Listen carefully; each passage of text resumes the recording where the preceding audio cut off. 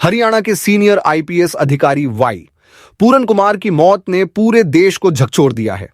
वे 2001 batch के अधिकारी थे जो ईमानदार और साहसी माने जाते थे।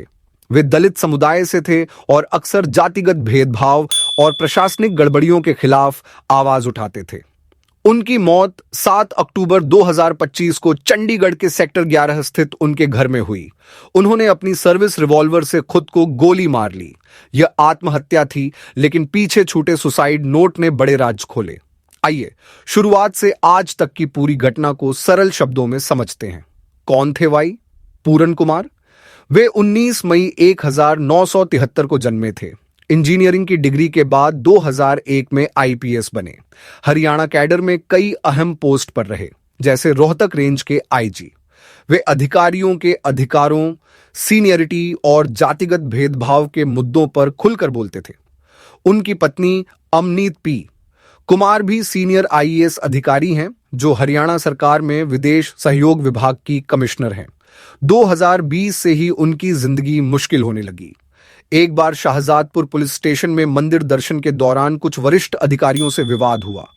इसके बाद उन्हें प्रमोशन में देरी, जातिगत अपमान और मानसिक तनाव का सामना करना पड़ा। 2024 में उन्होंने डीजीपी शत्रुजीत कपूर के खिलाफ चुनाव आयोग को शिकायत की, जिसमें हरियाणा पुलिस सेवा एचपीएस अधिकारियों के गलत ट्रांसफर का आरोप लगाया। वे कई बार सीनियर अधिकारियों को पत्र लिख चुके थे, लेकिन कोई कार्रवाई नहीं हुई। हरियाणा सरकार ने उन्हें रोहतक रेंज के आईजी से हटाकर police training centre PTC Sunaria में आईजी पोस्टिंग दी। यह ट्रांसफर विभाग में सजा का पोस्टिंग माना गया। वे छुट्टी पर चले गए। रोहतक के अर्बन एस्टेट थाने में एक भ्रष्टाचार का केस दर्ज हुआ। उनके gunman head constable Sushil Kumar पर एक शराब कारोबारी से 5 लाख रुपए मासिक रिश्वत मांगने का आरोप लगा। पूछताछ में सुशील ने पूरन कुमार का नाम लिया और कहा कि रिश्वत उनके निर्देश पर ली गई। सुशील को जेल भेज दिया गया। यह केस पूरन कुमार के लिए बड़ा सदमा बना, क्योंकि वे खुद भ्रष्टाचार के खिलाफ थे। पूरन कुमार ने अपनी पत्नी अमनीत को 9 पेज का सुसाइड नोट और वसीयत भेजी। नोट में उन्होंने 12-15 वरिष्ठ अधिकारियों, 8 आईपीएस और 2 आईएएस सहित के नाम लिए। आरोप थे मानसिक उत्पीड़न, जातिगत भेदभाव, प्रमोशन में अनियमितता और अपमान। उन्होंने लिखा कि 5 साल से यह त्रासदी चल रही है। अमनीत जापान में हरियाणा सीएम नायब सिंह सैनी के डेलीगेशन में थीं। नोट मिलते ही उन्होंने 15 बार फोन किया, लेकिन जवाब नहीं आया। घबराकर उन्होंने बेटी अमूल्या से घर चेक करवाया।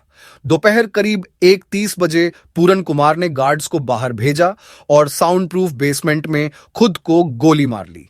बेटी अमूल्या ने शव मिला। चंडीगढ़ पुलिस तुरंत पहुंची। शव सिर में गोली लगे मिला। सर्विस रिवॉल्वर बरामद हुई।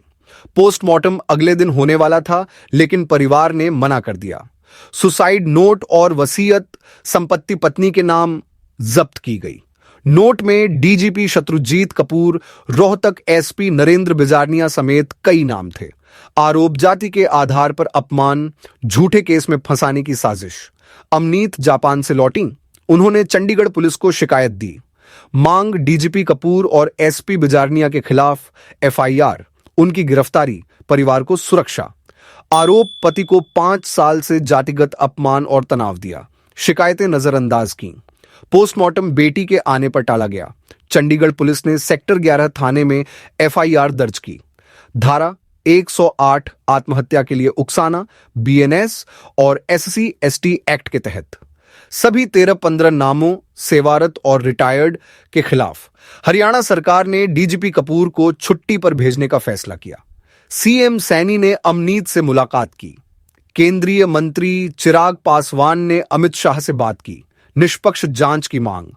चंडीगढ़ पुलिस ने 6 सदस्यीय एसआईटी गठित की, आईजी पुष्पेंद्र कुमार के नेतृत्व में। जांच तेज, फोरेंसिक रिपोर्ट, मोबाइल रिकॉर्ड, प्रशासनिक फाइलें चेक हो रही हैं।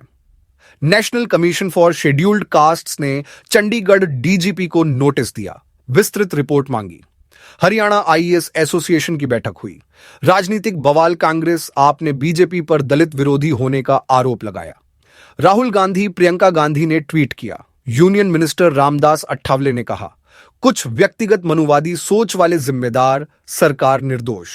चिराग पासवान ने कहा, दोषियों पर सख्त कार्रवाई होगी। अमनीत ने कहा, सुसाइड नोट में नाम साफ है, एफआईआर में उन्हें शामिल करें।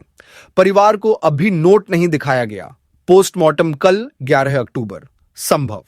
वे अंतिम संस्कार से पहले न्याय चाहते हैं। जांच जारी है, फॉरेंसिक बैलिस्टिक रिपोर्ट बाकी। राजनीतिक दबाव बढ़ रहा है, लेकिन चंडीगढ़ पुलिस ने कहा निष्पक्ष जांच होगी।